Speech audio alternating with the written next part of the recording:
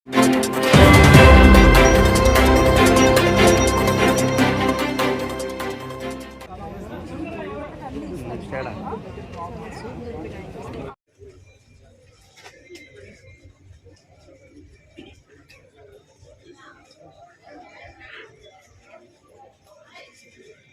మంచి ప్రభుత్వం అనే కార్యక్రమానికి మన ముఖ్య అతిథులు గౌరవనీయులు శ్రీమతి వేమిరెడ్డి ప్రశాంత్ రెడ్డి గారు కోవూరు ఎమ్మెల్యే గారిని వేదిక నుంచి ఆశీర్వాదాలను కోరుతున్నాం.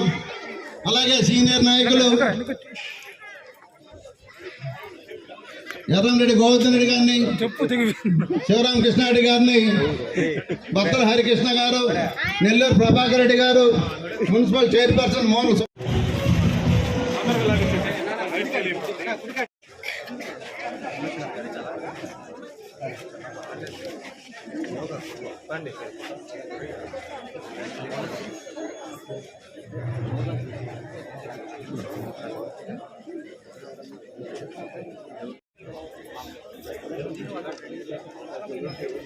మేడం కొంచెం ఇటు తిరగండి. మేడం కొంచెం ఇటు తిరగండి.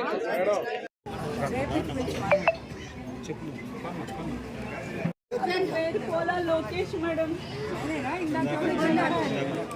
మేడం చాలా టార్చర్ చేస్తున్నారు మేడం. వాళ్ళు మేడం చేయండి మేడం చూడండి. నాకు ఆడపిల్లలు ఏం కాదు సార్ మాట్లాడతారు, సిఐ గారు మాట్లాడతారు. సిఐ అందరూ ఇప్పుడు కొత్తగా వచ్చారు, వాళ్ళందరూ తప్పకుండా పనిచేస్తారు. సరేనా? మీకు న్యాయం చేస్తారు తప్పకుండా చేస్తారు. ఇలాంటి కేసులు ఆడవాళ్ళని ఏపించే కేసులు, ఇబ్బంది పెట్టే కేసులు ఎక్కడైనా వాళ్ళు ఎవరైనా కానీ పిలిచి మీరు ముందు మాట్లాడండి. మీడియట్గా మాట్లాడండి. వాళ్ళు ఎవరైనా కానీ ఇలాంటివి మాత్రం జరగదు. సరేనా? ఇంకేం కాదు. ఒక్క నిమిషం ఉండాలి.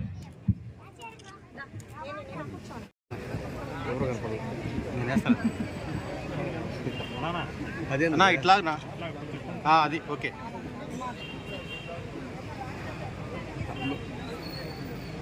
Okay madam. చేసుకోవాలని ఉద్దేశం పెట్టారు. ఈరోజు మన ఎమ్మెల్యే గారు ప్రతి వార్డులో ప్రతి ఒక్కరిని కూడా పలకరించుకుంటూ ఎలక్షన్ మేనిఫెస్టోలో, ఎలక్షన్ ప్రచారంలో అనేక వాగ్దానాలు చేశారు. వాటిని అన్నింటినీ కూడా మేము అందరూ చేసింది మాకు ఈ ప్రభుత్వంలో మంచి జరుగుతుంది అని చెప్పి ఎమ్మెల్యే గారికి అందరూ చెప్తున్నారు. ఈ నియోజకవర్గంలో ఎటువంటి అవినీతి లేకుండా అవినీతి రహిత నియోజకవర్గం. సర్పంచులు, మాజీ ఎంపీటీసీలు అందరూ కూడా వేదికను అంచనాలుగా కోరుతున్నాం. వివిధ గ్రామాల నుంచి వచ్చినటువంటి సర్పంచులు, వార్డు ఇన్ఛార్జీలు అయినా కానీ ఏ వార్డులో అయినా కానీ ప్రజలు ప్రశాంతంగా ఉండగలగాలి. అప్పుడే అది మంచి ప్రభుత్వం అని చెప్పి మీరందరూ ఆ ప్రభుత్వం కోసం నాతో కలిసి పనిచేయాలని ఇక్కడున్న కార్యకర్తల్ని, నాయకుల్ని అందరినీ కోరుకుంటున్నాను నేను.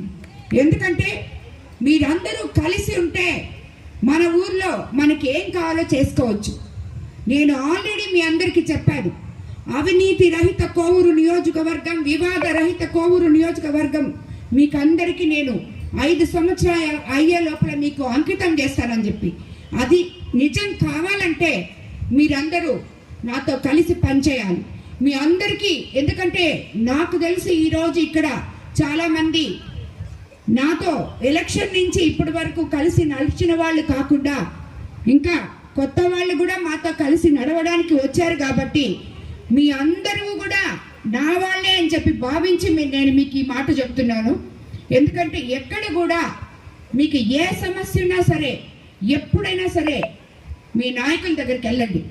నాయకులు మీకు అందుబాటులో లేకపోతే, ఆ పని మీకు జరగకపోతే నా దగ్గరికి రండి, సమస్యలతో రాండి, నేను అవి తీరుస్తాను. అంతేగాని నా దగ్గరికి అమ్మా మేము మట్టి తీసుకోవాలి, గ్రావెల్ తీసుకోవాలి, ఇసుక తీసుకోవాలి, దానికి ఎక్కడ దారి కనిపిస్తుందని మాత్రం నా దగ్గరికి రావద్దు. అది నేను మరీ పత్రికాముఖంగా చాలాసార్లు నేను చెప్తున్నాను. ఎవరు కానీ నేను మీకు అందరికీ చెప్పేది ఏంటంటే, ఎవరు కానీ అటువంటి పనులలో పాల్పడద్దు. ప్రతి ఒక్కరికి ఏదో ఒక అవకాశం వస్తుంది. మనం తప్పకుండా కార్యకర్తల్ని మర్చిపోయే సమస్య లేదు, నాయకుల్ని మర్చిపోయే సమస్య లేదు. తప్పకుండా వాళ్ళకి నేను సరైన సాయం ప్రభుత్వం ద్వారా నేను జరిపిస్తాను. అంతేగాని మనం ఇటువంటి ఇల్లీగల్ పనులు మాత్రం మనకొద్దు. అదేవిధంగా ఆ స్థలం ఆక్రమించారమ్మా, వాళ్ళు నన్ను బెదిరిస్తున్నారని చెప్పి ఇలాంటి పనులు కూడా ఇక్కడ ఏమీ జరగకుండా చూసుకోవాలని చెప్పి నేను అధికారుల్ని అదేవిధంగా పోలీస్ యంత్రాంగాన్ని కూడా కోరుతున్నాను. నేనైతే ఎప్పుడు కూడా ఏ అధికారికి కూడా, ఏ నాయకుడికి కూడా, ఏ కార్యకర్తకు కూడా మీరు తప్పు చేయండి అని నేను ఎంకరేజ్ చేయను.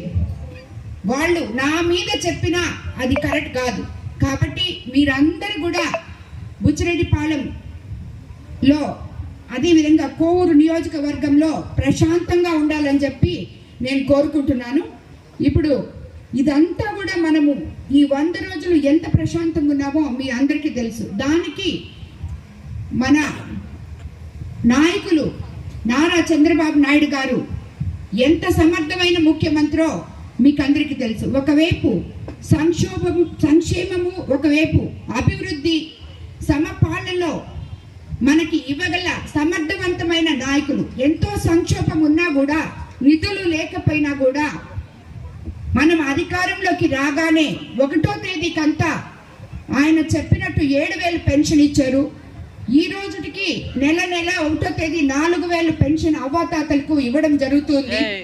అది కూడా అధికారులు నాయకులు కలిసి ప్రతి ఇంటికి వెళ్ళి ఇవ్వడం జరుగుతుంది.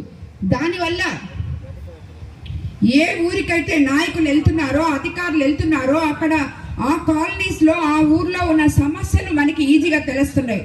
ఆ సమస్యల్ని ప్రతి నాయకుడు, ప్రతి అధికారి అక్కడికక్కడే పరిష్కరించాలని చెప్పి కూడా నేను మిమ్మల్ని అందరినీ కోరుకుంటున్నాను. పరిష్కరించడానికి సాయశక్తులా ప్రయత్నించండి. అలా కాకపోతే ఇంకో వారంలో ప్రయత్నం చేయండి.